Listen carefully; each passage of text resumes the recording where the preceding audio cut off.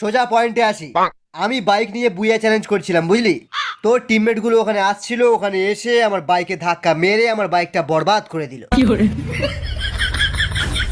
আমি পেছন দিয়ে গুলি মারলাম, শালারা মিশা ক্যারেক্টার লাগিয়েছিল। গেল শালা আমার মটকাটা গরম হয়ে।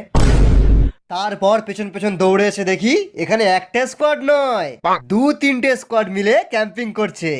হ্যাঁ, সে করছে করুক, আমার কি?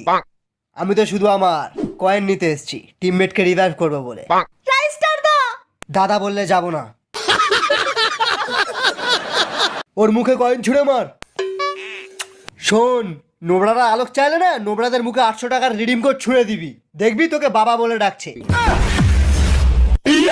না না না না না, এটা কিন্তু ঠিক না। নোবড়া অন্যায় করেছে, শাস্তি হবে।